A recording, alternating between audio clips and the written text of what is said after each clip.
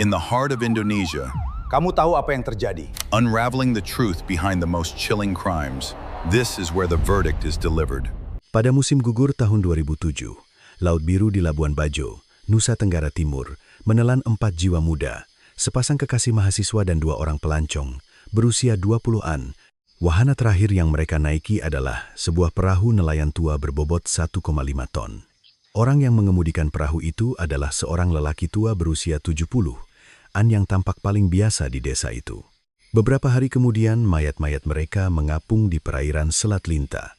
Awalnya, polisi hendak menyimpulkan kasus ini sebagai kecelakaan. Namun, sebuah kamera digital milik salah satu korban terdampar di pesisir pantai dan para penyelidik yang melihat isinya tidak bisa menahan keterkejutan mereka.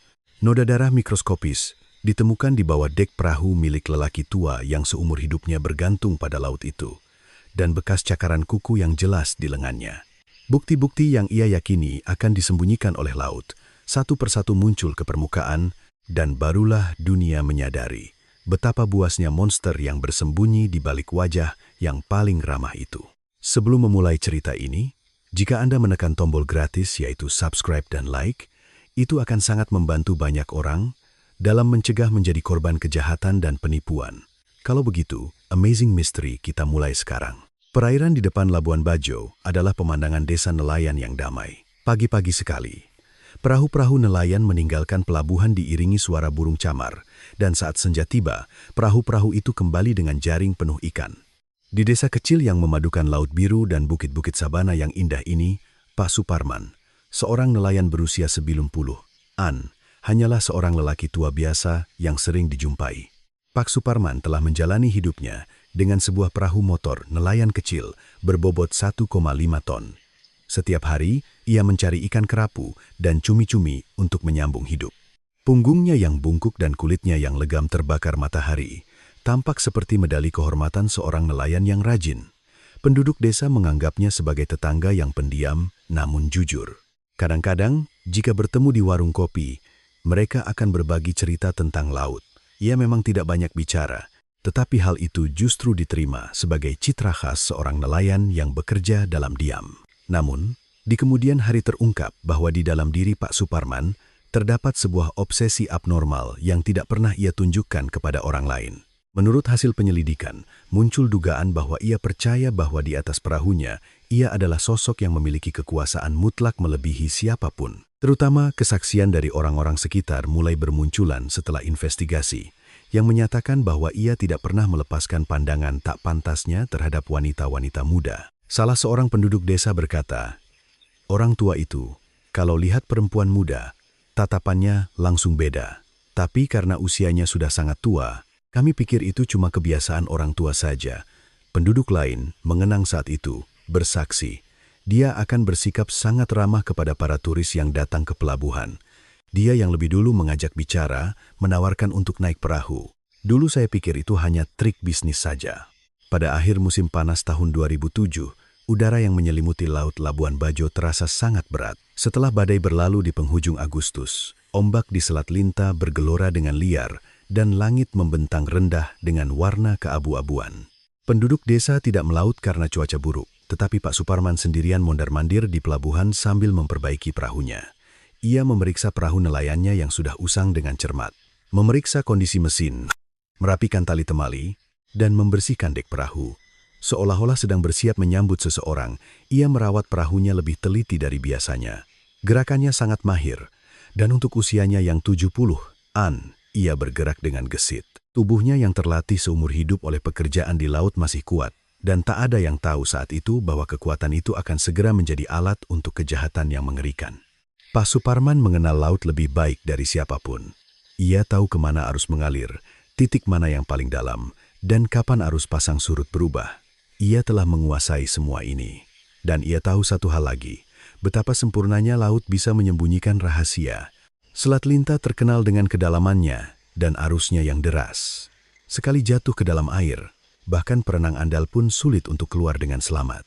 Pak Suparman tahu fakta ini lebih baik dari siapapun, dan diperkirakan ia telah memperhitungkan bahwa ini adalah kondisi yang sempurna untuk menutupi kejahatannya.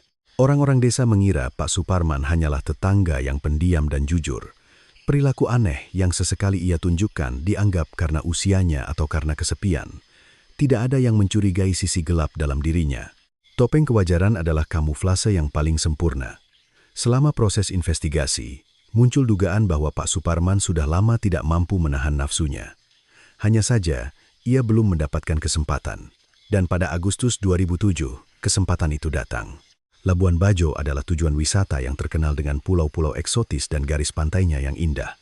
Selama musim liburan, para pelancong muda datang untuk menikmati laut dan berfoto.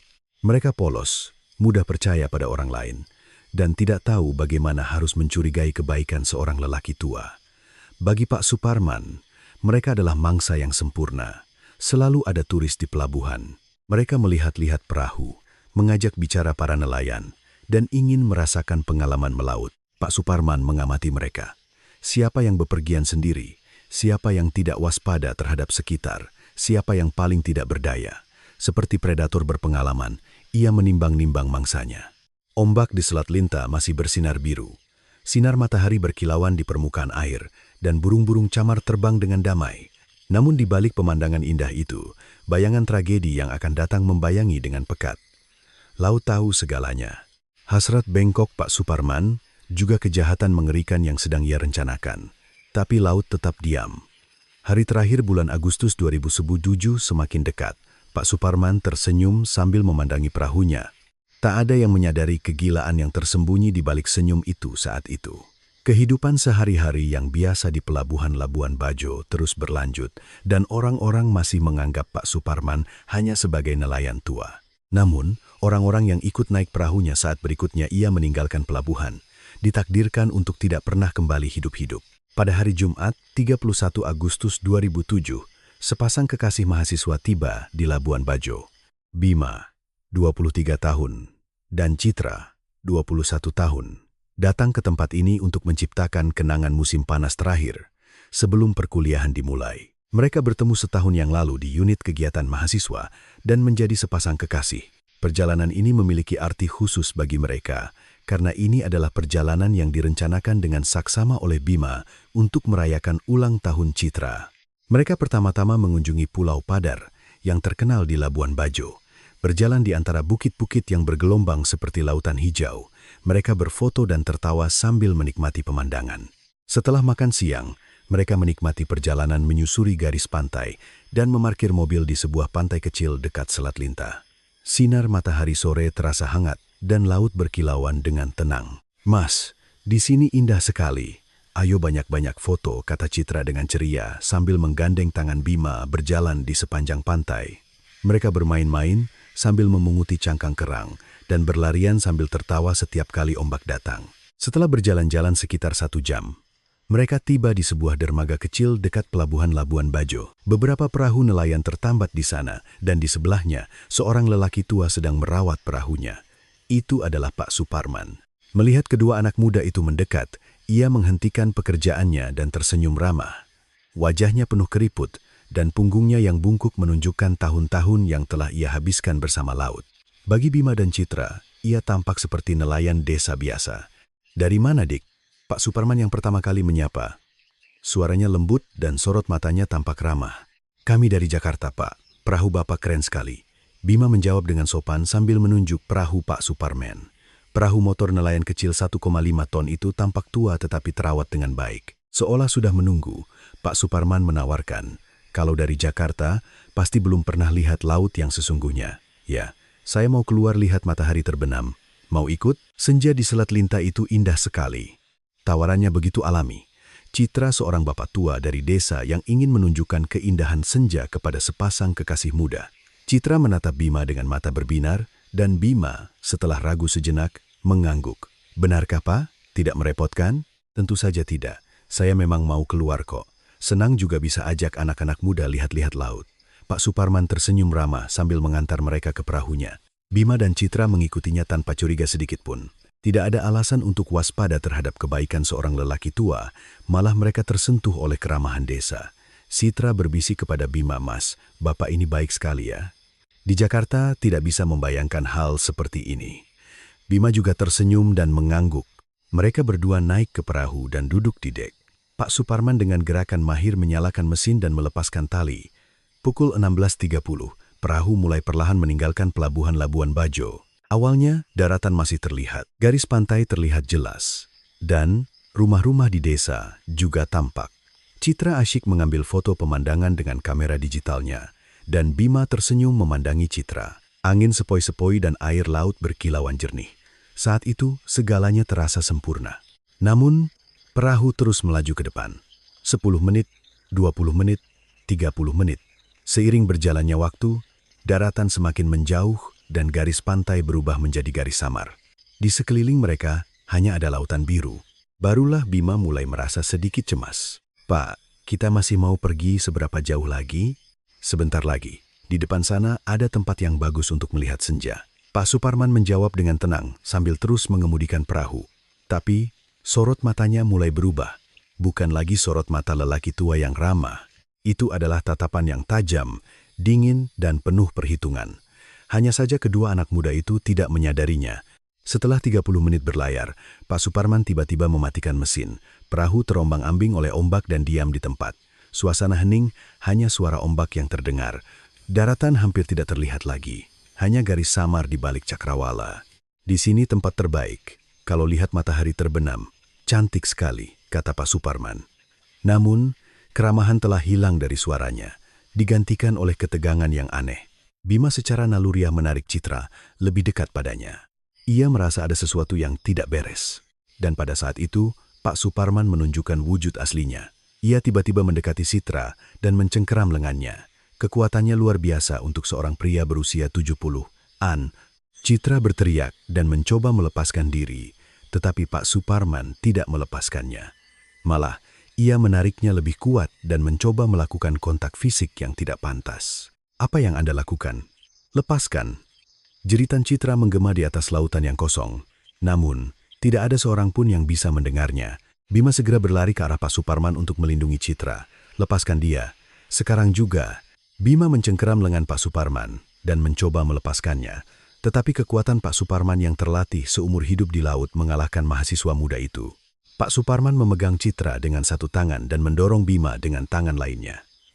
Bima terhuyung mundur, tetapi segera berlari lagi. Perkelahian sengit terjadi di atas perahu yang sempit. Bima berjuang mati-matian untuk menyelamatkan Citra, dan Pak Suparman menjadi semakin kejam untuk mencapai tujuannya.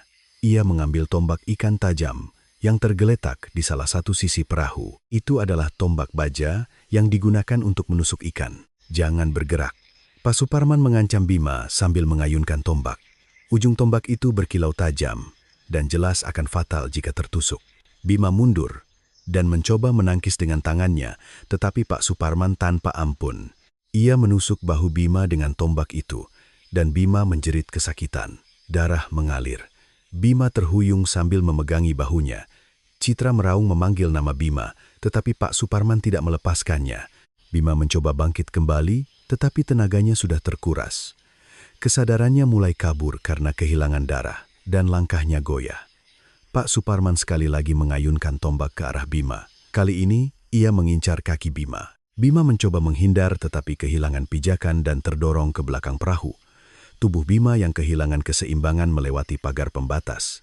Biur, dengan suara air yang berat, Bima jatuh ke dalam air laut Selat Linta yang dingin. Jeritan putus asa Citra merobek langit. "Bima, Bima!" Tapi laut telah menelan Bima. Ia meronta-ronta di dalam air, tetapi darah yang mengalir dari luka di bahunya dan air laut yang dingin dengan cepat menguras tenaganya. Ia bisa berenang, tetapi dalam kondisi terluka, mustahil untuk bertahan di laut dalam. Pak Suparman menyaksikan pemandangan itu dari atas perahu dengan wajah tanpa ekspresi. Ia melihat Bima perlahan tenggelam, melihatnya berjuang untuk naik ke permukaan. Namun, ia tidak sekalipun melemparkan pelampung. Sebaliknya, ia malah menggerakkan perahu sedikit ke depan agar Bima tidak bisa berpegangan pada perahu. Citra menjerit dan mencoba berlari ke pagar perahu, tetapi Pak Suparman menahannya. Di depan matanya, orang yang dicintainya menghilang ke dalam laut. Tapi ia tidak bisa berbuat apa-apa. Beberapa menit kemudian, sosok Bima benar-benar lenyap di bawah permukaan air. Ombak Selat Linta bergelombang tenang, tanpa meninggalkan jejak apapun. Seolah-olah tidak ada yang terjadi. Citra hancur. Bergantung di pagar perahu, ia menatap laut dan terus memanggil nama Bima, tetapi tidak ada yang muncul ke permukaan. Air mata mengalir di pipinya dan suaranya menjadi serak, tapi ia tidak bisa berhenti. Karena ia tahu, saat ia berhenti, segalanya akan berakhir. Bima, kumohon, kumohon. Suara Citra semakin mengecil. Ia tidak bisa menerima kenyataan. Orang yang beberapa menit lalu tertawa bersamanya, tangan hangat yang menggenggam tangannya, kini telah hilang selamanya. Ia terduduk di dek perahu, seluruh tubuhnya seakan lumpuh dan tidak bisa bergerak. Pak Suparman menatap Citra dalam diam. Tidak ada penyesalan atau rasa bersalah di wajahnya. Sebaliknya, ia tampak tenang seolah-olah semuanya berjalan sesuai rencananya. Ia sedang mencuci darah di tangannya dengan air laut sambil memikirkan langkah selanjutnya. Berdasarkan proses penyelidikan, muncul dugaan bahwa Pak Suparman sudah merencanakan momen ini. Baginya, Citra adalah saksi mata yang harus dihilangkan. Satu-satunya bukti yang bisa memberitahukan kejahatannya kepada dunia. Diperkirakan ia tidak pernah berniat membiarkan Citra hidup sejak awal. Setelah beberapa menit hening, Citra mengangkat kepalanya. Wajahnya yang basah oleh air mata menunjukkan campuran antara ketakutan dan kemarahan. Ia menatap lurus ke arah Pak Suparman dan bertanya dengan suara bergetar, "Kenapa? Kenapa Anda melakukan ini?" Pak Suparman tidak menjawab. Ia hanya berjalan perlahan ke arah Citra. Langkahnya lambat tetapi pasti, dan Citra secara naluriah mundur. Tapi perahu itu sempit, tidak ada tempat untuk lari. Barulah, Citra sepenuhnya memahami situasi yang dihadapinya. Di atas perahu ini hanya ada dirinya dan monster itu.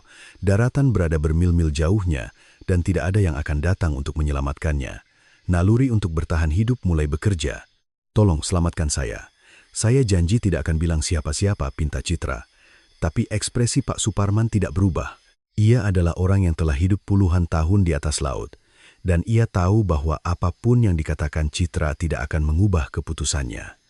Baginya nyawa Citra hanyalah masalah yang harus disingkirkan. Citra tiba-tiba bangkit dan berlari ke sisi lain perahu. Itu adalah upaya putus asa untuk melarikan diri. Ia berniat melompat ke laut dan berenang ke darat. Tapi Pak Suparman lebih cepat darinya. Baginya, yang seumur hidup menjaga keseimbangan di atas perahu yang bergoyang, gerakan di atas perahu sepenuhnya dapat dikendalikan. Pak Suparman mencengkeram rambut Citra. Citra menjerit dan meronta, tetapi cengkeramannya sekeras besi. Ia mencakar lengan Pak Suparman dengan kukunya, dan tak ada yang tahu saat itu bahwa bekas cakaran ini akan menjadi bukti yang menentukan di kemudian hari. "Lepaskan, lepaskan." Citra melawan dengan sekuat tenaga. Ia tidak bergerak karena pikiran untuk membalaskan dendam Bima, melainkan hanya karena naluri untuk hidup. Kukunya meninggalkan bekas yang dalam di lengan Pak Suparman, dan darah mulai keluar. Tapi Pak Suparman tidak goyah sedikit pun. Pak Suparman menyeret Citra ke tepi perahu. Citra berpegangan pada pagar sambil melawan, tetapi kekuatannya tidak sebanding dengan kekuatan pria tua 70-an itu. Pak Suparman memelintir lengan Citra dengan satu tangan dan mengangkat tubuhnya dengan tangan lainnya. "Tidak, jangan."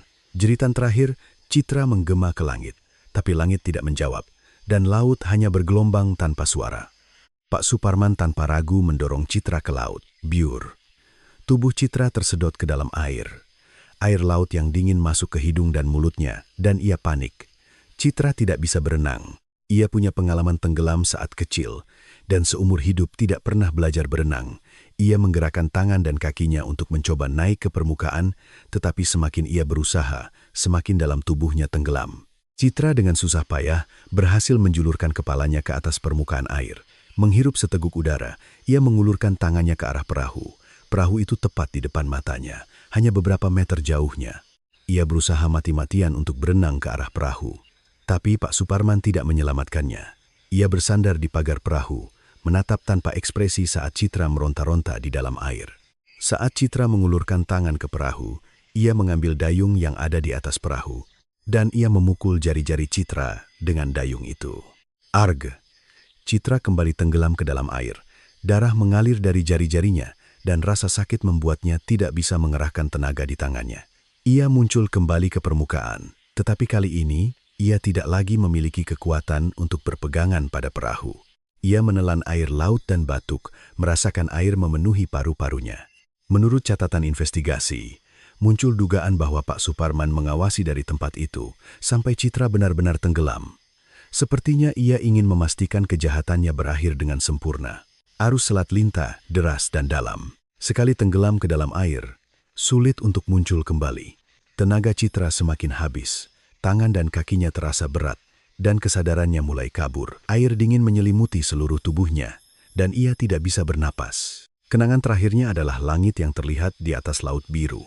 Langit itu indah dan tampak damai, seolah-olah tidak ada hubungannya dengan semua tragedi ini. Sekitar pukul 17.30, tubuh Citra benar-benar lenyap di bawah permukaan air. Pak Suparman tetap di tempat itu selama beberapa menit lagi. Ia ingin memastikan apakah Citra akan muncul kembali. Tapi laut tetap tenang. Hanya ombak yang menggoyangkan perahu. Tidak ada gerakan lain. Semuanya telah berakhir. Barulah Pak Suparman mulai bergerak. Ia mulai melihat sekeliling perahu untuk menghilangkan barang bukti. Di dek perahu, ada noda darah Bima. Dan di lengannya sendiri, ada bekas cakaran kuku Citra yang jelas. Ia mengambil air laut dan membersihkan dek. Ia menggosok area yang terkena darah dengan saksama dan juga membersihkan alat-alat tangkapnya. Gerakannya sudah biasa, alami dan mahir, seperti membersihkan perahu setelah menangkap ikan. Pak Suparman memeriksa setiap sudut perahu. Apakah ada barang yang tertinggal? Apakah ada noda darah? Ia menemukan tas Citra. Di dalam tas itu ada dompet, ponsel, dan kamera digital. Pak Suparman mengambil uang tunai. Lalu ia melemparkan tas dan ponsel ke laut. Barang-barang itu tenggelam ke dalam air dan terbawa ombak. Tapi saat hendak melempar kamera digital, ia ragu sejenak. Barang itu kecil dan ringan, dan mungkin bisa dijual untuk mendapatkan uang. Pak Suparman menyembunyikan kamera itu di sebuah kompartemen kecil di bawah dek perahu. Ia berencana untuk menjualnya nanti di pasar. Ia sama sekali tidak menyangka saat itu bahwa keserakahan kecil ini akan menjadi jerat yang mencekik lehernya di kemudian hari. Semua pembersihan selesai. Pak Suparman melihat sekeliling perahu sekali lagi. Bersih. Tidak ada noda darah. Tidak ada barang bukti. Dengan ekspresi puas, ia menyalakan mesin kembali. Perahu perlahan berbalik arah menuju pelabuhan Labuan Bajo. Matahari sedang terbenam. Senja merah membentang di atas cakrawala. Senja indah yang dijanjikan Pak Suparman kepada Citra. Tapi kini, satu-satunya orang yang bisa melihat senja itu di atas perahu hanyalah Pak Suparman seorang diri. Laut Selat Linta masih tampak biru dan damai. Seolah-olah tidak ada yang terjadi. Pukul 18.30, perahu Pak Suparman tiba di pelabuhan Labuan Bajo. Dengan ekspresi yang sama seperti biasanya, ia menambatkan perahunya. Nelayan lain menyapanya, dan ia menjawab dengan tenang. Tidak ada tanda-tanda ketegangan atau kecemasan di wajahnya. Seolah-olah hari ini pun ia menjalani hari yang biasa. Pak Suparman turun dari perahu dan berjalan pulang. Langkahnya santai, dan punggungnya tidak berbeda dengan punggung seorang lelaki tua yang lelah. Udara malam di pelabuhan Labuan Bajo terasa sejuk, dan burung camar masih terbang di langit. Itu adalah malam yang biasa di sebuah desa nelayan yang biasa. Namun di kedalaman Laut Selat Linta, dua nyawa muda tertidur dalam kegelapan yang dingin. Yang mengetahui saat-saat terakhir mereka hanyalah Laut dan Pak Suparman. Pada Sabtu malam, 1 September, di sebuah kamar kos di Jakarta, ponsel Bima terus berdering. Yang menelepon adalah Ibu Bima. Ia mendengar bahwa putranya pergi ke Labuan Bajo. Tetapi setelah sehari berlalu tanpa kabar, kecemasannya semakin besar. Ia menelepon 10-20 kali, tetapi tidak ada jawaban. Hanya pesan suara yang mengatakan bahwa nomor tersebut tidak aktif. Pada saat yang sama, orang tua Citra mengalami situasi yang sama. Terakhir kali, mereka melihat putrinya adalah saat ia tersenyum ceria mengatakan akan pergi berlibur dengan pacarnya. Putri mereka, yang biasanya mengirim pesan beberapa kali sehari, tidak ada kabar selama 2 hari, dan orang tuanya merasa ada yang tidak beres. Mereka menghubungi teman-teman Citra, tetapi tidak ada yang tahu keberadaannya. Pada pagi hari tanggal 2 September, keluarga dari kedua belah pihak hampir bersamaan melaporkan kehilangan ke polisi. Mereka pergi berlibur ke Labuan Bajo. Kontak terputus sejak sore tanggal 31 Agustus. Mobil mereka juga tidak dapat ditemukan. Polisi segera memulai pencarian di wilayah Labuan Bajo. Mobil Bima ditemukan di tempat parkir pantai dekat Selat Linta. Di dalam mobil, barang-barang mereka masih utuh dan pintu mobil tidak terkunci. Aneh, kemana mereka pergi dengan meninggalkan barang berharga dan tas di dalam mobil? Polisi mulai memeriksa para pedagang dan penduduk sekitar untuk mencari saksi. Sore tanggal 31, Saya lihat sepasang muda-mudi berjalan-jalan di pantai. Mereka berjalan dengan mesra, kata seorang penduduk. Namun keberadaan mereka setelah itu tidak diketahui. Tidak ada yang tahu kemana mereka pergi. Seolah-olah mereka ditelan oleh laut, menghilang tanpa jejak. Pada hari Selasa, 4 September, pencarian oleh polisi perairan dilakukan di perairan Labuan Bajo. Helikopter dikerahkan dan penyelam diturunkan. Dan sekitar pukul 14.00 hari itu, satu mayat yang mengapung ditemukan di perairan Selat Linta. Itu adalah Bima. Mayatnya dalam kondisi rusak parah. Mengapung di air laut selama beberapa hari telah merusaknya, dan ada juga tanda-tanda kerusakan oleh biota laut. Dokter yang melakukan otopsi mengatakan sulit untuk menentukan penyebab kematian yang jelas. Diperkirakan tenggelam, tetapi sulit untuk memastikan apakah ada luka luar, apakah itu pembunuhan atau kecelakaan. Keesokan harinya, pada hari Rabu, 5 September, mayat Citra juga ditemukan di laut sekitar 3 km dari tempat mayat Bima ditemukan. Kondisinya juga rusak parah, dan penyebab kematian yang pasti tidak dapat ditentukan. Keduanya tampaknya tenggelam, tetapi bagaimana mereka bisa jatuh ke laut tidak diketahui.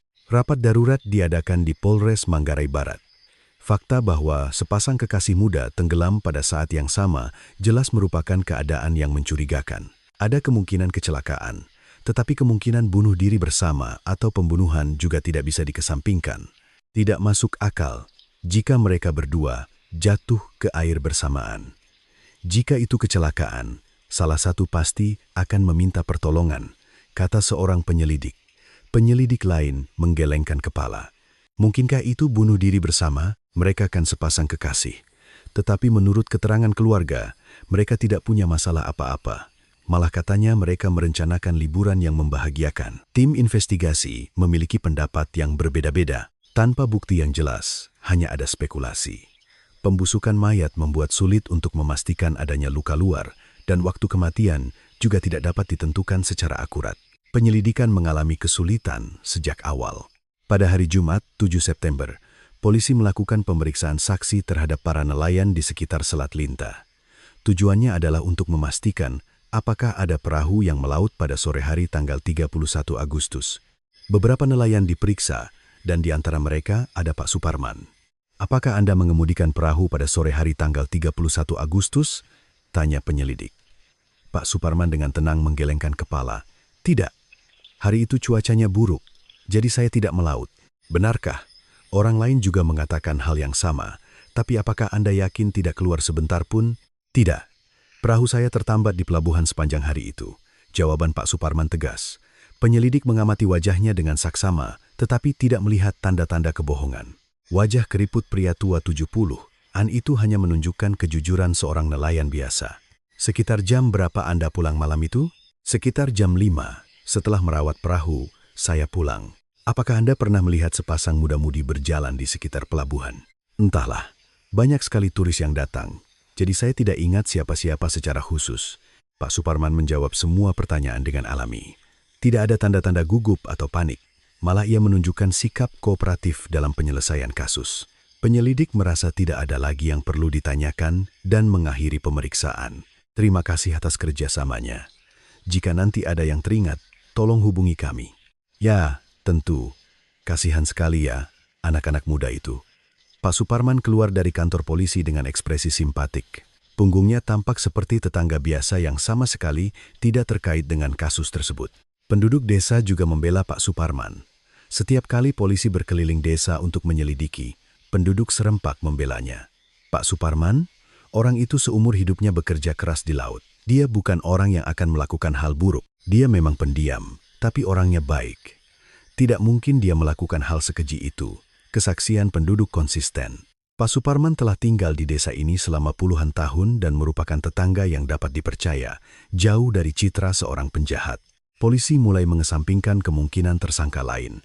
Penyelidikan mandek, tidak ada bukti fisik yang jelas, tidak ada saksi mata, dan tidak ada petunjuk untuk mengidentifikasi tersangka. Kondisi mayat yang sangat buruk membuat penyebab kematian yang pasti tidak dapat diungkap. Beberapa penyelidik mulai menyarankan untuk menyimpulkan kasus ini sebagai kecelakaan tenggelam biasa. Mereka berdua mungkin bermain di pantai dan masuk terlalu dalam. Arus di Selat Linta kuat, bahkan berbahaya bagi perenang andal. Tapi mereka memakai pakaian lengkap, Bukankah itu berarti mereka tidak masuk ke air untuk berenang? Betul juga, ada banyak hal yang janggal, tetapi hanya ada pertanyaan, tidak ada jawaban yang jelas. Tim investigasi menemui jalan buntu, dan kasus itu semakin tenggelam dalam misteri. Keluarga korban marah. Orang tua Bima datang ke kantor polisi dan dengan keras mengemukakan kemungkinan pembunuhan. Anak saya bukan anak yang akan mudah tenggelam. Dia perenang yang baik dan sangat berhati-hati. Seseorang telah membunuh anak saya. Ayah Citra juga meninggikan suaranya. Anak perempuan saya takut air. Dia tidak akan pernah masuk ke laut. Seseorang telah mendorong anak saya ke air. Tetapi polisi mengatakan mereka tidak dapat melanjutkan penyelidikan tanpa bukti yang jelas. Keluarga korban putus asa, tetapi tidak ada yang bisa mereka lakukan. Kasus itu perlahan-lahan terlupakan seiring berjalannya waktu. Pada pertengahan September, pelabuhan Labuan Bajo kembali ke kehidupan normal. Para nelayan masih melaut setiap hari, dan para turis masih mengunjungi garis pantai yang indah. Pak Suparman juga seperti biasa mengemudikan perahunya, menangkap ikan kerapu dan cumi-cumi. Ia menyapa penduduk desa dan berbagi cerita laut di warung kopi. Ia percaya telah melakukan kejahatan yang sempurna. Laut telah menelan semua bukti, polisi tidak menemukan apa-apa, dan penduduk desa tidak mencurigainya. Ia berpikir dirinya akan aman selamanya. Tapi Pak Suparman mengabaikan satu hal, bahwa laut tidak menyimpan rahasia selamanya, bahwa suatu hari kebenaran akan muncul ke permukaan, dan waktu itu datang lebih cepat dari yang ia duga. Ombak di Selat Linta masih bergelombang biru, tetapi di dalam ombak itu, bayangan tragedi berikutnya sudah membayangi.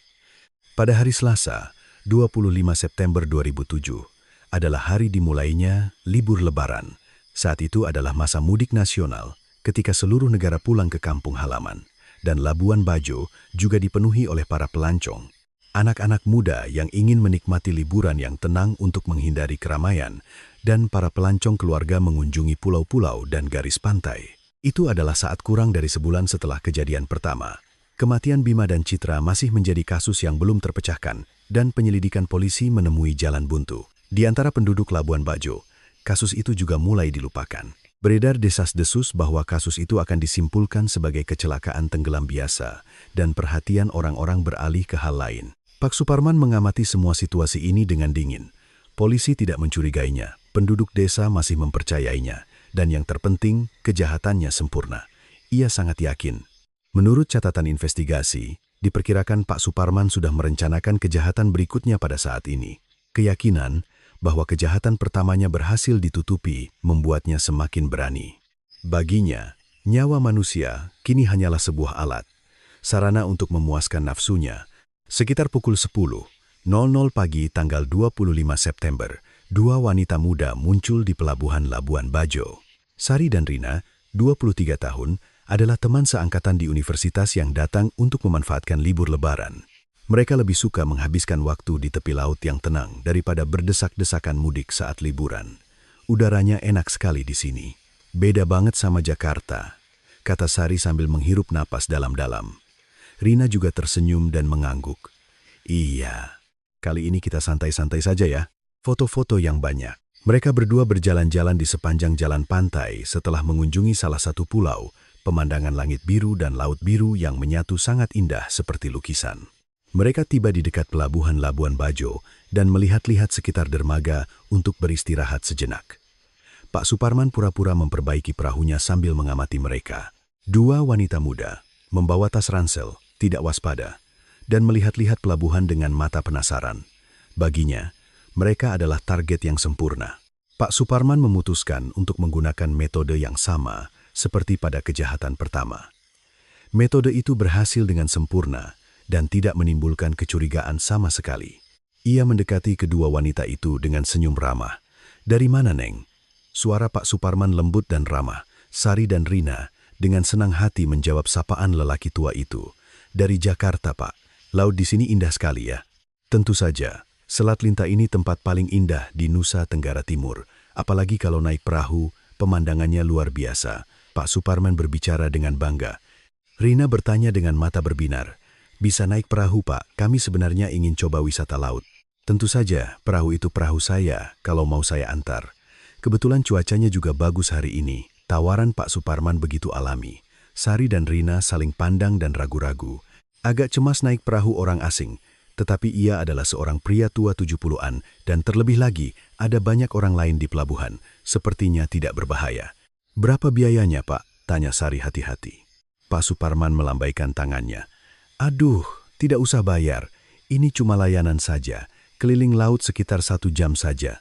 Mendengar kata gratis, kedua wanita itu goyah. Selain itu, karena libur lebaran, tidak ada tempat penyewaan perahu dan kesempatan seperti ini jarang terjadi. Rina berbisik sambil memegang lengan Sari. "Coba yuk, bapaknya juga kelihatannya baik." Sari pun mengangguk.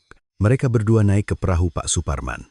Perahu nelayan kecil 1,5 ton itu tampak tua, tetapi tertata rapi. Dan di deknya ada jaring dan alat tangkap. Tampilan perahu nelayan biasa. "Nah, kita berangkat ya." Pak Suparman tersenyum cerah dan menyalakan mesin. Perahu perlahan mulai meninggalkan pelabuhan.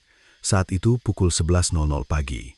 Ada banyak orang di pelabuhan, tetapi tidak ada yang memberikan perhatian khusus pada perahu ini. Hanya terlihat seperti perahu nelayan biasa yang mengangkut turis. Sari dan Rina duduk di dek menikmati pemandangan laut. Angin sepoi-sepoi bertiup dan ombaknya tenang. Sinar matahari berkilauan di permukaan air, dan burung camar terbang mengikuti perahu. Mereka berdua berfoto dengan ponsel sambil tertawa. "Di sini enak banget. Untung kita ke sini," kata Rina dengan ekspresi bahagia. Sari juga tersenyum dan mengangguk. Namun, ia mulai merasa sedikit cemas, karena perahu terus melaju ke depan. Awalnya, garis pantai terlihat dekat, rumah-rumah di desa terlihat, dan hijaunya perbukitan juga jelas. Tapi setelah 10, 20, 30 menit berlalu, daratan semakin menjauh. Sari bertanya kepada Pak Suparman, "Pak, kita mau kemana lagi?" "Sebentar lagi sampai. Di depan sana ada banyak ikan. Nanti saya ajak mancing dan tunjukkan pemandangannya." Pak Suparman menjawab dengan ramah, tetapi perahunya tidak berhenti. Perahu terus masuk lebih dalam ke Selat Linta. Rina juga mulai merasa cemas. Ia melihat sekeliling, tetapi daratan hanya terlihat samar di balik cakrawala. "Kak, kita tidak terlalu jauh kan?" Sari juga berpikiran sama. Ia kembali berkata kepada Pak Suparman, "Pak, boleh kita kembali sekarang? Sepertinya sudah terlalu jauh." "Aduh, sudah takut ya? Sebentar lagi ada tempat yang cantik sekali. Sebentar saja kok, jangan khawatir." Pak Suparman masih berbicara dengan suara ramah, tetapi perahu terus melaju ke depan. Sari dan Rina saling pandang dan mulai tegang. Mereka merasa ada sesuatu yang tidak beres. Setelah 40 menit berlayar, Pak Suparman tiba-tiba mematikan mesin. Di sekeliling hanya ada lautan. Daratan hampir tidak terlihat, dan tidak ada perahu lain yang terlihat. Isolasi yang sempurna. Pak Suparman perlahan berbalik dan menatap kedua wanita itu. Sorot matanya berubah. Bukan lagi sorot mata lelaki tua yang ramah. Itu adalah tatapan yang dingin, tajam, dan penuh nafsu. Sari dan Rina secara naluriah mundur. "Pak, kenapa Pak?" tanya Sari dengan suara bergetar. Tapi Pak Suparman tidak menjawab. Ia mendekati mereka selangkah demi selangkah. Di atas perahu yang sempit, tidak ada tempat untuk lari. Kedua wanita itu saling berpelukan dan mulai gemetar ketakutan. Pak Suparman berhenti dan tersenyum menatap mereka. Senyum itu sangat dingin dan mengerikan. Baginya, momen ini sudah biasa. Situasinya sama seperti sebulan yang lalu, dan ia yakin kali ini pun akan berakhir dengan sempurna.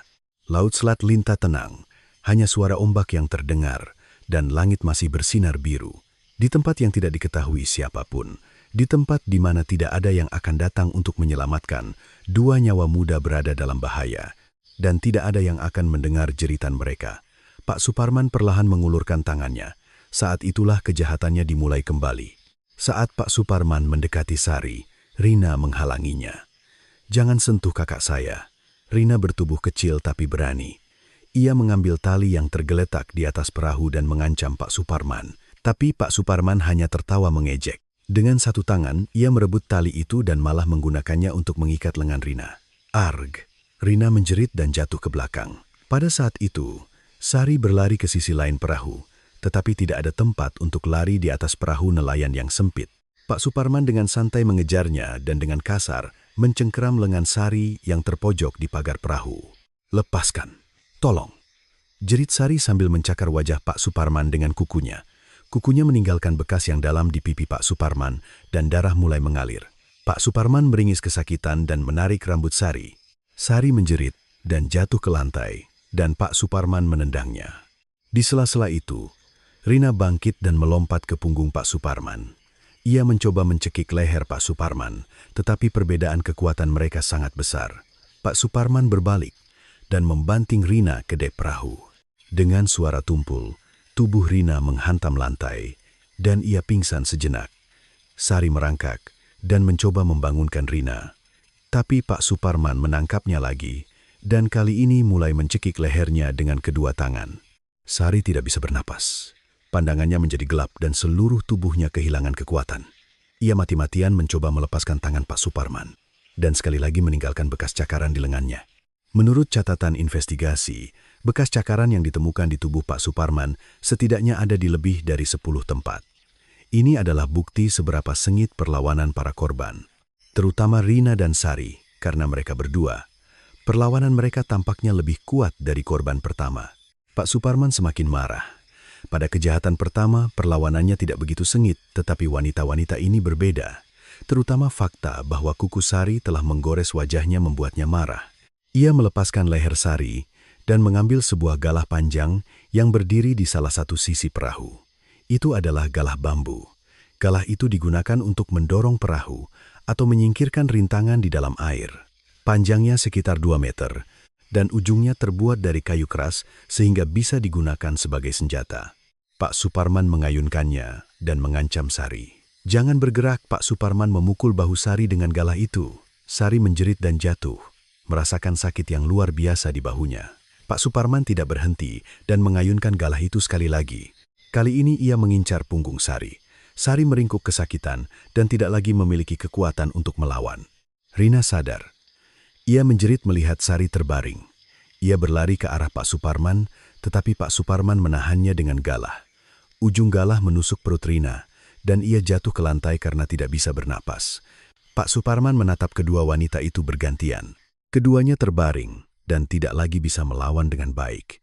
Ia tersenyum puas dan mulai mengatur napas. Sekarang tinggal menyelesaikannya. Ia pertama-tama menyeret Sari ke tepi perahu. Sari sadar samar-samar, tetapi merasakan dirinya diseret. Ia mencakar dek dengan tangannya untuk melawan, tetapi tidak bisa menandingi kekuatan Pak Suparman. Pak Suparman mengangkat tubuhnya dan tanpa ragu mendorongnya ke laut. Biur, tubuh Sari jatuh ke dalam air. Air laut yang dingin menelannya, dan ia secara naluriah meronta-ronta. Sari bisa berenang, tetapi karena luka di bahu dan punggungnya, ia tidak bisa menggerakkan lengannya dengan baik. Ia menjulurkan kepalanya ke atas permukaan air dan meminta tolong. "Tolong, tolong!" Tapi Pak Suparman mengabaikannya. Sebaliknya, ia mengambil galah dan mendekati pagar perahu. Saat Sari mencoba berpegangan pada perahu, Pak Suparman memukul jari-jarinya dengan galah. Sari menjerit dan kembali tenggelam ke dalam air. Rina menyaksikan semua pemandangan ini.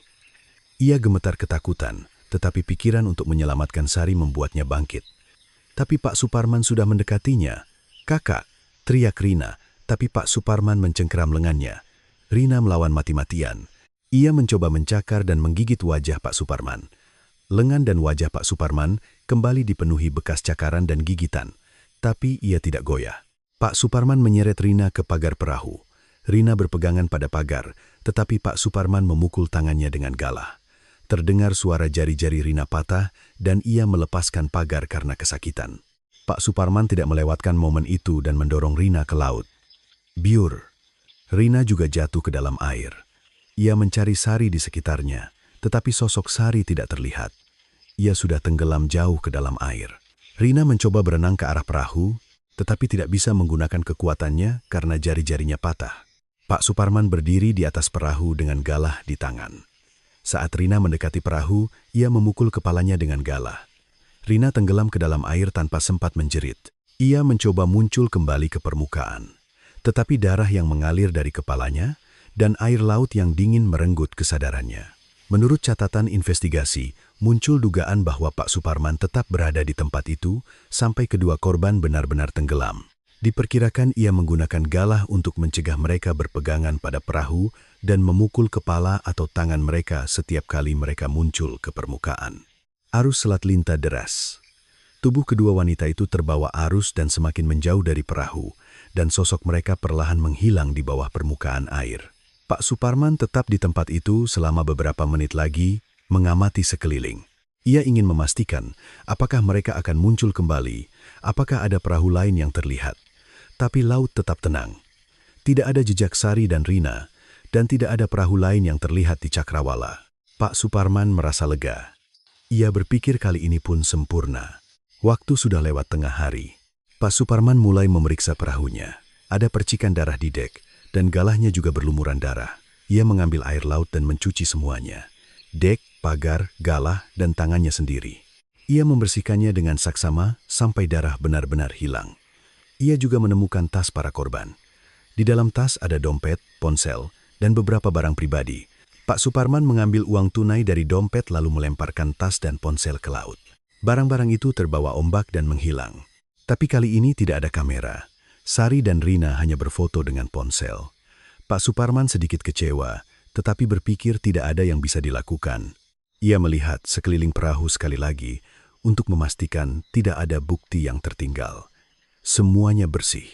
Tidak ada noda darah. Tidak ada barang. Hanya saja, di wajah dan lengannya, bekas cakaran Sari dan Rina terlihat jelas. Pak Suparman melihat cermin dan memeriksa lukanya. Ada 3 goresan panjang di pipinya dan beberapa bekas cakaran di lengannya. Ia berpikir sejenak, bagaimana cara menjelaskan luka ini? Tapi ia segera menemukan jawabannya. Ia bisa bilang tergores jaring saat menangkap ikan. Nelayan selalu punya luka seperti ini. Tidak ada yang akan curiga. Pak Suparman menyalakan mesin dengan ekspresi puas. Perahu perlahan berbalik arah menuju pelabuhan Labuan Bajo. Langit masih biru dan laut damai. Siang hari tanggal 25 September di Selat Linta, seindah hari-hari lainnya. Pukul 13.30, perahu Pak Suparman tiba di pelabuhan Labuan Bajo. Ia menambatkan perahunya seperti biasa dan turun. Seorang nelayan lain yang melihat luka di wajahnya bertanya, "Pak Suparman, kenapa wajahnya?"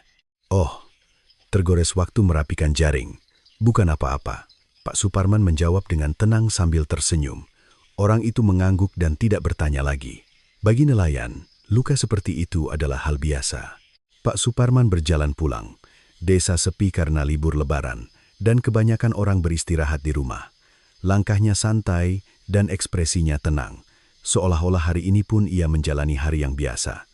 Namun, di kedalaman laut Selat Linta, 2 nyawa muda lagi tertidur dalam kegelapan yang dingin. Dalam sebulan, 4 orang, 4 anak muda yang naik ke perahunya, semuanya lenyap ke dasar laut. Dan yang mengetahui fakta itu hanyalah Pak Suparman dan laut. Pada hari Rabu, 26 September, hari terakhir libur lebaran, di sebuah apartemen di Jakarta, Ibu Sari terus menelepon ponsel putrinya. Ia mengira lalu lintas telepon padat karena lebaran, tetapi setelah sehari berlalu, telepon putrinya tidak dijawab. Hanya pesan suara yang mengatakan nomor tersebut tidak aktif. Orang tua Rina juga sama. Mereka mendengar putrinya pergi ke Labuan Bajo dengan seorang teman. Tetapi karena tidak ada kabar saat lebaran, kecemasan mereka meningkat. Putri mereka, yang biasanya menelepon beberapa kali sehari, tidak ada kabar selama 2 hari, yang jelas merupakan hal yang aneh. Pada Kamis pagi, 27 September, orang tua dari kedua keluarga saling menghubungi. Dan mereka memastikan bahwa putri mereka pergi ke Labuan Bajo bersama dan kontak terputus sejak tanggal 25. Mereka segera melaporkan kehilangan ke Polres Manggarai Barat. Polres Manggarai Barat gempar. Kasus tenggelamnya sepasang mahasiswa sebulan yang lalu belum terpecahkan, dan kini 2 wanita muda lagi hilang di wilayah yang sama, sulit untuk dianggap sebagai kebetulan. Polisi segera mengadakan rapat darurat. Kita tidak bisa mengabaikan hubungan antara kedua kasus ini. Polanya terlalu mirip, kata Kepala Tim Investigasi. Seorang penyelidik menambahkan sambil membolak-balik berkas. 31 Agustus, sepasang mahasiswa hilang. 25 September, 2 mahasiswi hilang. Keduanya di wilayah Labuan Bajo, keduanya terakhir terlihat di dekat laut. Ini kemungkinan besar adalah kasus berantai. Polisi memulai pencarian besar-besaran. Polisi perairan dikerahkan ke Selat Linta, dan setiap jengkal garis pantai digeledah. Dan pada hari Jumat 28 September, mayat Sari ditemukan di perairan Selat Linta. Keesokan harinya, tanggal 29, mayat Rina juga ditemukan. Kedua mayat dalam kondisi rusak parah. Mengapung di air laut selama 3 hari telah merusaknya, dan sulit untuk menentukan penyebab kematian yang pasti. Tapi ahli forensik membuat penemuan penting. Ditemukan jejak memar di bahu dan punggung Sari, Di kepala Rina juga ditemukan luka seperti bekas pukulan benda tumpul. Ini bukan sekadar tenggelam, ini jelas pembunuhan. Kata-kata ahli forensik membuat tim investigasi tegang. Sekarang kasus ini bukan lagi kasus orang hilang biasa, melainkan telah berubah. Polisi segera membentuk tim investigasi khusus dan memulai penyelidikan secara penuh. Petunjuk yang menentukan datang dari tempat yang tidak terduga. Pada Minggu pagi, 30 September, seorang nelayan yang memiliki perahu di Labuan Bajo datang ke kantor polisi. Ia mengatakan teringat sesuatu setelah melihat foto para korban di surat kabar. Dua wanita ini. Sepertinya saya pernah melihat mereka. Kapan dan di mana Anda melihat mereka? Pagi tanggal 25 September. Saya melihat mereka naik perahu Pak Suparman di pelabuhan Labuan Bajo. Para penyelidik tegang. Pak Suparman. Nama itu juga muncul dalam penyelidikan sebulan yang lalu, tapi saat itu ia dilepaskan karena tidak ada bukti yang jelas. Anda yakin benar-benar perahu Pak Suparman? Ya, benar. Saya kenal baik Pak Suparman. Kami sudah bekerja bersama puluhan tahun. Sekitar jam 11 hari itu.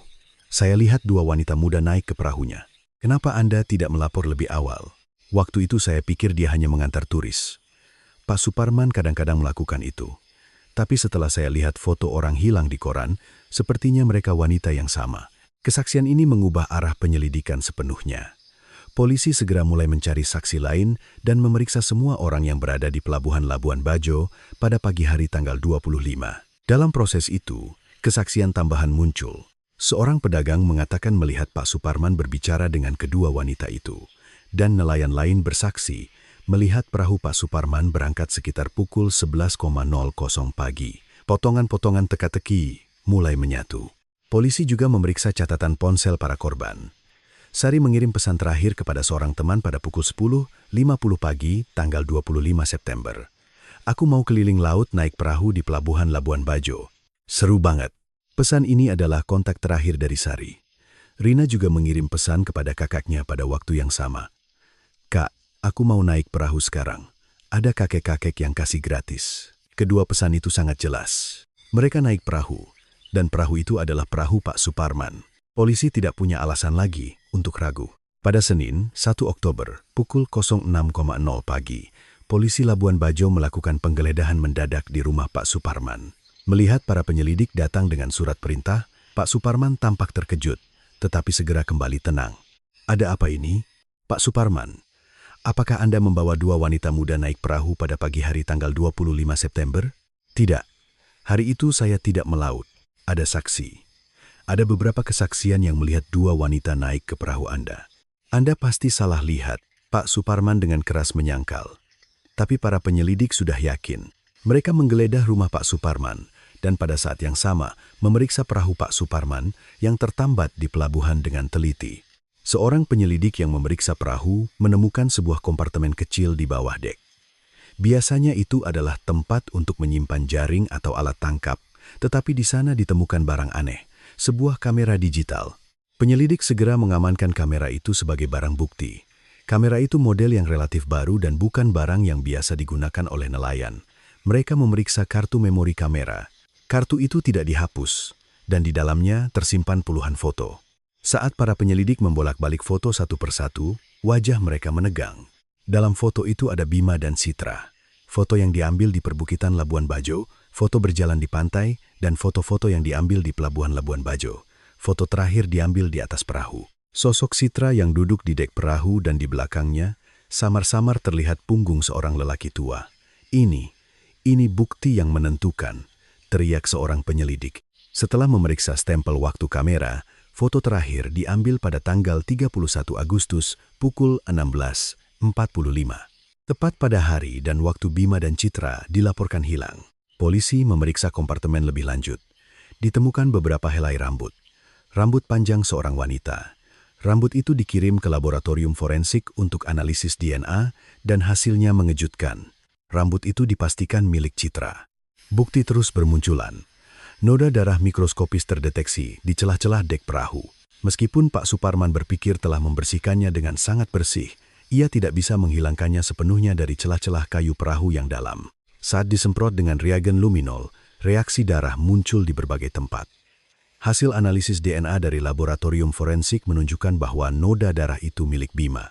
Itu adalah bukti yang jelas bahwa Bima telah berdarah di atas perahu Pak Suparman pada tanggal 31 Agustus.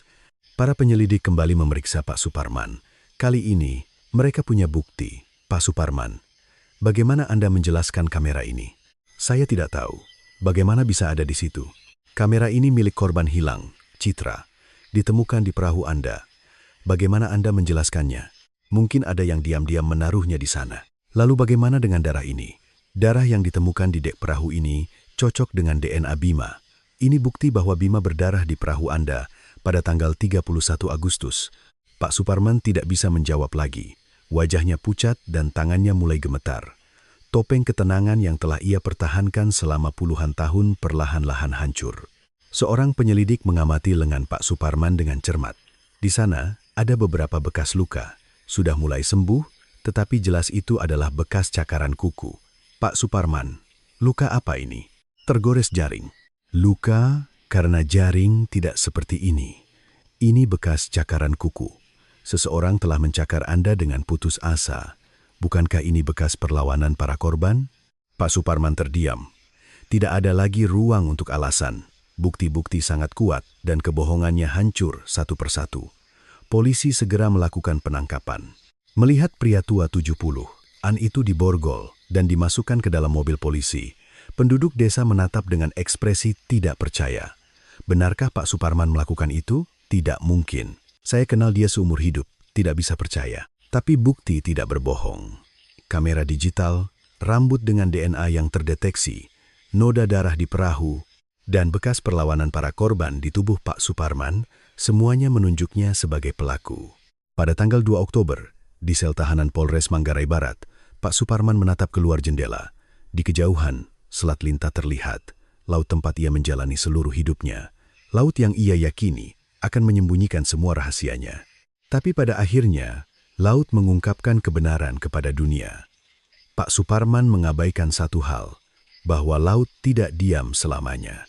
Bahwa arus mengalir, ombak datang, dan bukti suatu hari akan muncul ke permukaan. Kamera yang ia buang, darah yang ia pikir telah ia hapus sempurna, bekas cakaran yang ia abaikan, semuanya membawanya ke kehancuran. Langit musim gugur di Labuan Bajo tinggi dan biru. Tapi bagi Pak Suparman, langit itu tidak lagi terlihat. Di dalam sel tahanan yang dingin, ia mulai menyadari betapa bodohnya kejahatannya. Pada hari Rabu, 3 Oktober, di ruang interogasi Polres Manggarai Barat, interogasi penuh dimulai. Pak Suparman duduk di depan para penyelidik sendirian tanpa pengacara. Wajahnya kuyu dan punggungnya yang bungkuk tampak semakin bungkuk. Sosok seorang pria tua berusia 70-an. Tapi di mata para penyelidik, yang terlihat bukan seorang lelaki tua, melainkan seorang pembunuh berantai. Mereka membentangkan foto-foto bukti di atas meja. Kamera digital, hasil analisis darah, surat pernyataan saksi, semuanya menunjuk Pak Suparman sebagai pelaku. Pak Suparman, Anda tidak bisa mengelak lagi. Buktinya terlalu banyak. Sebaiknya Anda bicara jujur, kata kepala tim investigasi dengan suara tenang namun tegas. Pak Suparman menundukkan kepala dan terdiam untuk waktu yang lama. Tangannya gemetar dan keringat dingin membasahi dahinya. Mereka yang lebih dulu minta naik perahu, kata Pak Suparman untuk pertama kalinya. Suaranya bergetar, tetapi niatnya untuk membuat alasan jelas. Mereka minta diantar, jadi saya antar. Tapi setelah di laut mereka tiba-tiba ketakutan, mereka membuat keributan. Jadi Anda membunuh mereka? Tanya penyelidik dengan tajam. Pak Suparman menggelengkan kepala. Tidak, itu kecelakaan. Laki-laki itu yang mendorong saya lebih dulu. Saya hanya membela diri lalu menusuknya dengan tombak dan mendorongnya ke laut. Itu kecelakaan, bukan niat saya. Pak Suparman terus bersikeras bahwa itu adalah kecelakaan. Tapi para penyelidik tidak percaya padanya. 4 orang tewas dengan cara yang sama dalam sebulan. Tidak mungkin itu kecelakaan biasa. Laboratorium forensik melakukan analisis mendalam terhadap kamera digital. Itu adalah proses pemulihan kartu memori untuk memeriksa apakah ada foto yang dihapus atau file tersembunyi. Pada hari Jumat, 5 Oktober, hasil analisis dari laboratorium forensik tiba. Ada total 87 foto yang tersimpan di kamera, dan 10 diantaranya adalah bukti yang menentukan. Foto-foto itu diurutkan berdasarkan waktu. Bima dan Citra yang tersenyum di perbukitan Labuan Bajo, 2 orang berjalan di pantai, selfie di depan mobil, potret sepasang kekasih yang bahagia, dan foto-foto terakhir, foto yang diambil di dermaga pelabuhan Labuan Bajo. Satu foto menunjukkan perahu nelayan tua, dan foto berikutnya menunjukkan sosok Citra yang duduk di dek perahu. Ia tersenyum cerah ke arah kamera. Dan foto terakhir, foto itu samar-samar menangkap punggung seorang lelaki tua yang mengemudikan perahu. Punggung bungkuk, leher yang legam terbakar matahari, rambut abu-abu. Meskipun wajahnya tidak terlihat, siluet itu saja sudah cukup untuk mengenali Pak Suparman. Stempel waktunya jelas, 31 Agustus, pukul 16.45. Tepat cocok dengan waktu terakhir Bima dan Citra terlihat. Foto ini diambil sesaat sebelum korban meninggal. Perahu sudah berlayar, jelas petugas forensik. Para penyelidik memperbesar dan menganalisis foto tersebut. Bentuk perahu, struktur dek, alat tangkap yang terlihat di belakang. Semuanya cocok dengan perahu Pak Suparman. Polisi terus melakukan pemeriksaan forensik mendalam terhadap perahu. Mereka mencari noda darah dengan reagen luminol dan mengumpulkan bukti mikroskopis dengan mikroskop. Hasil penggeledahan di setiap sudut perahu mengungkapkan fakta-fakta yang mengejutkan. Sebagian jaringan kulit ditemukan di celah kayu dek perahu. Hasil analisis DNA menunjukkan bahwa itu milik Rina. Itu adalah jejak saat ia dibanting ke dek. Noda darah mikroskopis juga terdeteksi di galah bambu. Meskipun Pak Suparman berpikir telah membersihkannya dengan sangat bersih, darah telah meresap ke dalam serat kasar kayu. Analisis DNA menunjukkan bahwa darah Sari dan Rina, keduanya terdeteksi. Galah itu digunakan sebagai senjata. Dengan ini ia memukuli para korban dan memukul mereka agar tidak bisa berpegangan pada perahu, kata petugas forensik, membuat para penyelidik marah. Mereka bisa membayangkan betapa mengerikan penderitaan yang dialami para korban saat mereka meninggal. Sidik jari juga ditemukan di pagar perahu. Beberapa sidik jari orang tumpang tindih, dan sebagian di antaranya dipastikan milik Citra dan Sari. Itu adalah jejak perjuangan putus asa mereka untuk tidak jatuh dari perahu. Pada hari Senin, 8 Oktober, polisi kembali memanggil Pak Suparman ke ruang interogasi. Kali ini, mereka melakukan konfrontasi dengan membentangkan semua bukti. Pak Suparman, Anda tidak bisa bersembunyi lagi. Sains telah mengungkapkan segalanya. Kepala tim investigasi menunjukkan foto-foto bukti satu persatu sambil menjelaskan. Foto kamera digital, darah dari perahu, DNA di galah, sidik jari para korban, semuanya membuktikan kejahatannya. Anda bilang itu kecelakaan, tapi bagaimana bisa 4 orang mengalami kecelakaan yang sama dalam sebulan? 31 Agustus, Bima dan Citra, 25 September, Sari dan Rina. Semuanya tewas di perahu Anda. Pak Suparman tidak bisa menjawab lagi. Alasannya hancur di hadapan sains forensik. Bukti-buktinya dingin dan jelas. Kenapa Anda melakukannya? Kenapa Anda membunuh anak-anak muda yang tidak bersalah itu? Tanya seorang penyelidik. Pak Suparman terdiam untuk waktu yang lama. Lalu ia berbicara dengan pelan. Mereka meremehkan saya. Meremehkan Anda? Ya. Mereka minta diantar naik perahu, tapi kemudian menatap saya dengan pandangan meremehkan. Anak-anak muda cantik itu meremehkan orang tua. Di balik kata-katanya, ada kemarahan yang bengkok. Barulah para penyelidik mengerti apa motif kejahatan ini. Hasil investigasi mengungkapkan bahwa kejahatan Pak Suparman berasal dari hasrat seksual dan keinginan untuk mendominasi. Ia percaya bahwa di atas perahunya, ia memiliki kekuasaan absolut dan mencoba untuk mengendalikan para wanita muda. Tetapi ketika para korban melawan, ia mencoba membuktikan kekuasaannya dengan melenyapkan mereka. Analisis seorang ahli psikologi mengatakan bahwa Pak Suparman melampiaskan hasrat yang telah lama terpendam di atas perahunya, ruang terisolasi di tengah laut, korban yang tidak bisa melarikan diri, dan keyakinan bahwa tidak ada yang akan menghentikannya. Semua ini mengubahnya menjadi monster. Apakah itu terencana? Apakah Anda berniat membunuh sejak awal? Tidak. Awalnya hanya, tapi mereka melawan. Jangan bohong. Membersihkan perahu, membuang barang-barang, menyembunyikan kamera. Bukankah semua ini tindakan terencana? Pak Suparman terdiam mendengar tuduhan penyelidik. Alasannya tidak lagi berlaku. Pada hari Rabu, 10 Oktober, polisi mengadakan konferensi pers dan mengumumkan seluruh detail kasus tersebut. Pers nasional berkumpul di Labuan Bajo, dan kasus pembunuhan berantai oleh nelayan berusia 70. Itu mengejutkan seluruh Indonesia. Tetangga yang tampak biasa, ternyata penjahat paling kejam. Kebenaran yang diungkap laut, kemenangan sains forensik, iblis dari Selat Linta, 2 wajah pria tua, 70. Itulah tajuk-tajuk utama di halaman depan surat kabar. Tidak hanya Labuan Bajo, tetapi seluruh negeri terkejut. Tidak ada yang bisa percaya bahwa orang yang tampak paling biasa di desa, tetangga yang telah hidup bersama selama puluhan tahun, adalah seorang pembunuh berantai. Penduduk Labuan Bajo merasa dikhianati. Kami membela orang itu. Saat polisi menyelidiki, kami bilang Pak Suparman bukan orang seperti itu.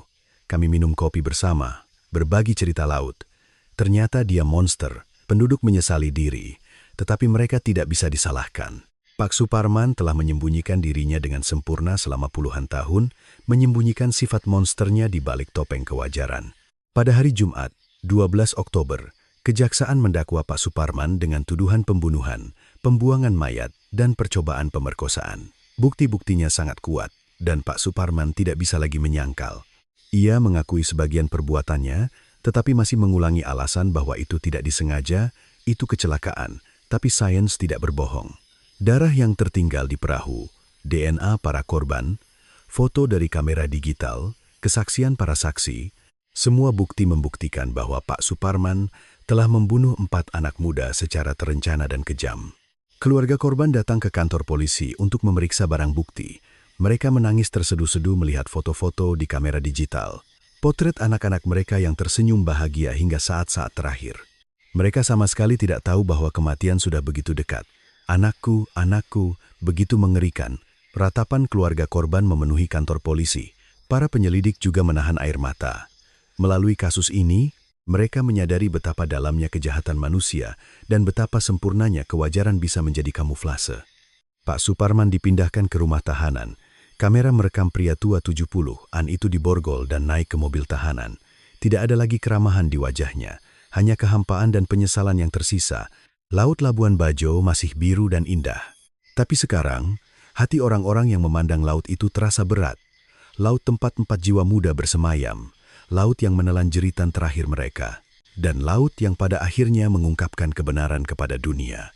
Sains forensik telah menghancurkan kejahatan sempurna Pak Suparman. Sebuah kamera digital, beberapa tetes darah mikroskopis, beberapa bekas cakaran kuku, bukti-bukti kecil yang ia abaikan, akhirnya membawanya ke kehancuran. Laut tidak menyimpan rahasia selamanya, dan kebenaran pada akhirnya muncul ke permukaan. Pada bulan Maret 2008, sidang pertama diadakan di Pengadilan Negeri Labuan Bajo. Ruang sidang penuh sesak oleh pengunjung. Keluarga korban, wartawan, dan warga yang tertarik dengan kasus ini memenuhi kursi. Semua orang penasaran alasan apa yang akan dikemukakan oleh pembunuh berantai berusia 70-an itu. Pintu ruang sidang terbuka dan Pak Suparman masuk.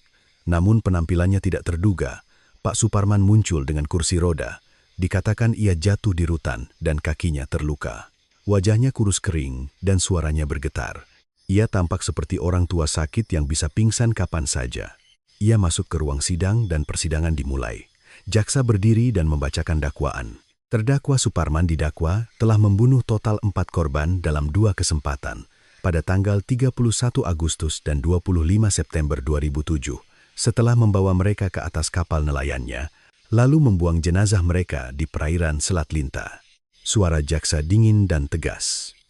Di kursi pengunjung, keluarga korban meneteskan air mata, sementara Suparman hanya menundukkan kepala tanpa berkata apa-apa. Selama persidangan, pengacara Suparman menekankan usia tua dan masalah kesehatan terdakwa. Terdakwa tahun ini berusia 75 tahun. Ia adalah seorang nelayan yang telah bekerja keras di laut seumur hidupnya, dan kesehatannya yang memburuk di usia tua membuat kemampuan berpikir normalnya kabur. Pengacara terus berargumen bahwa Suparman tidak sengaja melakukan pembunuhan, melainkan itu adalah kesalahan sesaat dan terjadi dalam keadaan panik. Ia juga mengatakan bahwa terdakwa sangat menyesal dan ingin menghabiskan sisa hidupnya dengan menebus dosa. Suparman menangis seiring dengan ucapan pengacaranya. Duduk di kursi roda, ia menyeka matanya dengan sapu tangan dan terisak-isak. Beberapa pengunjung menunjukkan tatapan kasihan. Air mata seorang lelaki tua 70-an adalah senjata yang sangat ampuh. Namun jaksa tetap dingin. Ia menyajikan bukti-bukti satu persatu, membuktikan betapa terencana dan kejamnya kejahatan Suparman. Terdakwa membersihkan kapal setelah melakukan kejahatan, membuang barang-barang korban ke laut, dan menyembunyikan kamera digital secara terpisah. Apakah ini kesalahan sesaat? Ini jelas kejahatan terencana. Jaksa menekankan bahwa Suparman melakukan kejahatan lagi dengan metode yang sama hanya sebulan setelah kejahatan pertama tidak terungkap. Terdakwa diperiksa polisi setelah kejahatan 31 Agustus tetapi lolos dari tuduhan karena kurangnya bukti. Dan hanya 25 hari kemudian, pada 25 September, ia membunuh 2 wanita lagi dengan cara yang sama. Ini bukan kebetulan. Ini adalah bukti jelas bahwa risiko residivisme sangat tinggi. Suara kemarahan meledak dari kursi pengunjung. Ketua Majelis Hakim memerintahkan ketertiban dan persidangan dilanjutkan. Tiba saatnya pemeriksaan saksi. Seorang ahli forensik berdiri di kursi saksi.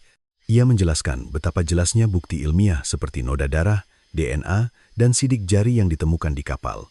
Bukti biologis dari keempat korban ditemukan di dek kapal terdakwa. Ini adalah bukti jelas bahwa keempatnya mengalami kekerasan di kapal terdakwa. Seorang saksi mata juga naik ke kursi saksi.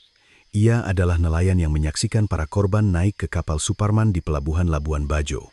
Saya melihatnya dengan mata kepala sendiri. Pada pagi hari tanggal 25 September, 2 wanita muda naik ke kapal Pak Suparman. Itulah yang terakhir. Ada juga waktu untuk pernyataan keluarga korban. Ayah Bima berdiri di kursi saksi. Dengan suara bergetar, ia berkata, "Anak saya adalah anak yang baik dan rajin. Dia adalah seorang mahasiswa dengan masa depan yang cerah. Tapi karena orang itu, ia tidak bisa melanjutkan kata-katanya dan menangis." Ibu Citra juga bersaksi. "Anak perempuan saya takut air. Dia bukan anak yang akan pergi ke laut sendirian. Seseorang telah mendorong anak saya ke laut." Orang tua Sari dan Rina juga bersaksi secara bergiliran. Kesaksian mereka membuat ruang sidang banjir air mata. Suparman hanya menundukkan kepala dan tidak menatap mereka. Menjelang akhir persidangan, Ketua Majelis Hakim memberikan kesempatan kepada Suparman untuk memberikan pernyataan terakhir. "Terdakwa, apakah ada yang ingin Anda sampaikan kepada keluarga korban?" Suparman mencoba bangkit dari kursi rodanya, tetapi kakinya tidak kuat, dan ia kembali terduduk. Dengan suara bergetar, ia berkata, Saya merasa tidak bersalah. Saya bukan orang yang akan melakukan hal seperti itu. Itu kecelakaan, bukan niat saya." Teriakan kemarahan meledak dari kursi pengunjung. Tidak minta maaf dan malah bilang tidak bersalah. Setelah membunuh 4 orang masih merasa tidak bersalah, Ketua Majelis Hakim kembali memerintahkan ketertiban. Keluarga korban gemetar karena marah dan putus asa. Suparman sampai akhir tidak mengakui kesalahannya dan tidak sekalipun meminta maaf dengan tulus kepada keluarga korban. Pada bulan Juni 2008 pledoi akhir dilaksanakan. Jaksa menuntut hukuman tertinggi, yaitu hukuman mati.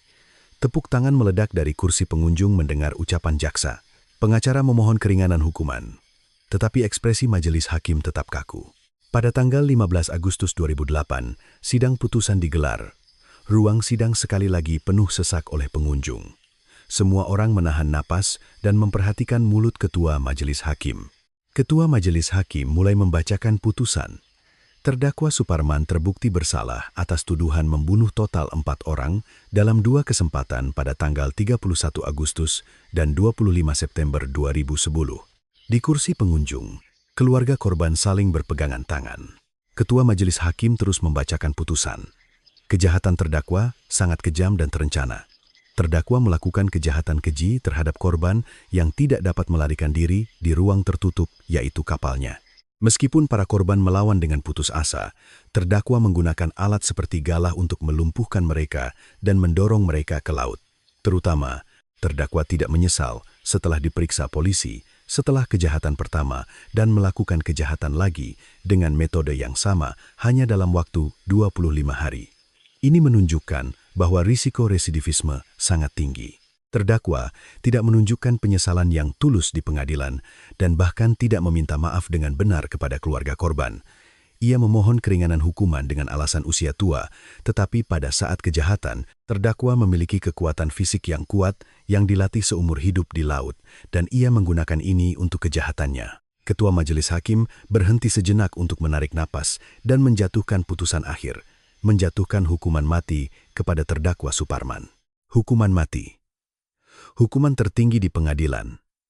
Sangat jarang hukuman mati dijatuhkan pada orang berusia 70-an. Tetapi majelis hakim menilai bahwa kejahatan terdakwa sangat buruk dan beratnya kejahatan merenggut 4 nyawa muda sangat besar. Dari kursi pengunjung, Tangisan dan desahan lega dari keluarga korban meledak secara bersamaan. Mereka saling berpelukan dan menangis.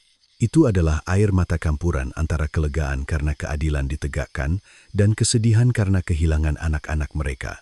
Wajah Suparman menjadi pucat saat mendengar putusan. Ia berpegangan pada kursi rodanya dan berteriak, "Saya tidak bersalah. Saya tidak punya niat itu, Yang Mulia Hakim." Tetapi ketua majelis hakim mengabaikannya dan mengetuk palu. Petugas penjara membawa Suparman keluar dari ruang sidang, dan ia terus berteriak memohon keadilan sampai akhir. Tapi tidak ada yang mendengarkan kata-katanya. Media meliput putusan ini secara besar-besaran. Pembunuh berantai 70, An dihukum mati. Hukuman berat yang jarang terjadi. Iblis dari Selat Linta menerima hukuman tertinggi. Harga 4 nyawa adalah hukuman mati. Opini publik juga mendukung putusan tersebut. Sebagian besar orang berpikir bahwa Suparman telah menerima hukuman yang pantas. Ada beberapa pendapat bahwa hukuman itu berlebihan karena usianya yang sudah tua, tetapi pendapat bahwa hukuman mati adalah adil, karena ada 4 korban dan metode kejahatannya yang kejam sangat dominan. Ia mengajukan banding, tetapi hukuman mati tetap dipertahankan di tingkat banding dan kasasi. Mahkamah Agung pada tahun 2009 menguatkan putusan pengadilan sebelumnya. Hukuman mati Suparman telah final dan ia menjadi terpidana mati tertua. Setelah hukuman matinya dikonfirmasi, Suparman ditahan di sel khusus terpidana mati di Nusa Kambangan. Di sana, ia menghabiskan hari-harinya menunggu eksekusi. Lelaki tua yang seumur hidupnya hidup bersama laut kini, menghabiskan waktu terakhirnya di sel berdinding beton. Dari dalam selnya, Suparman menatap keluar jendela dan membayangkan Selat Linta, laut biru, burung camar putih, angin sepoi-sepoi, semua yang ia cintai. Tapi laut itu kini telah jauh darinya selamanya. Laut yang ia jadikan tempat untuk menelan 4 nyawa muda itu, pada akhirnya menelan dirinya sendiri. Putusan hukum telah dijatuhkan, tetapi penderitaan keluarga korban tidak berakhir. Mereka masih merindukan anak-anak mereka dan menderita mimpi buruk setiap malam. Hukuman mati tidak bisa menyembuhkan luka mereka. Hanya saja, keadilan telah ditegakkan, dan pelaku telah menerima ganjarannya. Itulah yang menjadi sedikit penghiburan. Setelah hukuman mati dikonfirmasi oleh Mahkamah Agung pada tahun 2009, Suparman melanjutkan kehidupannya di penjara Nusa Kambangan. Dengan julukan terpidana mati tertua, ia tercatat sebagai pembunuh berantai berusia 70, An yang menerima hukuman tertinggi. Tanggal eksekusi tidak ditetapkan, dan ia hidup setiap hari dengan ketakutan apakah hari ini adalah hari terakhirnya setiap kali pintu sel terbuka.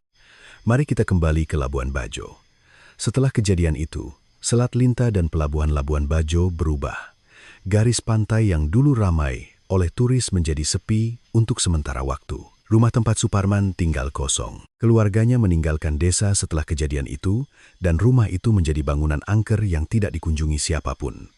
Jendelanya pecah, gerbangnya berkarat, dan halamannya ditumbuhi rumput liar. Anak-anak desa menyebut, rumah itu rumah hantu dan tidak berani mendekat. Perahu Suparman disimpan sebagai barang bukti, dan setelah persidangan selesai, dihancurkan. Polisi membongkar dan membakar perahu itu. Itulah saat di mana perahu yang merenggut 4 nyawa itu lenyap dari dunia. Para nelayan di pelabuhan Labuan Bajo menyaksikan pemandangan itu dengan ekspresi yang rumit.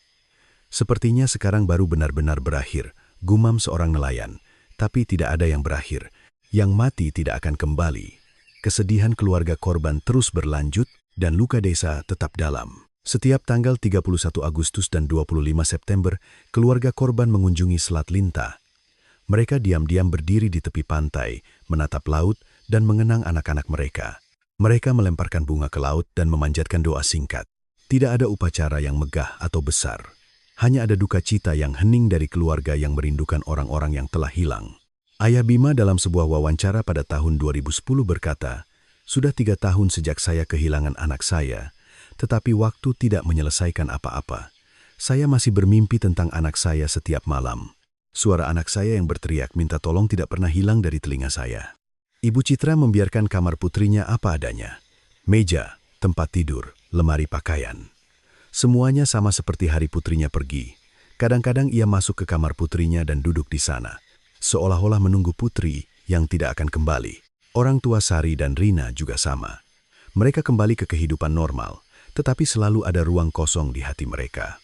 Di hari raya, di hari ulang tahun, dalam kehidupan sehari-hari, ketiadaan putri mereka terasa.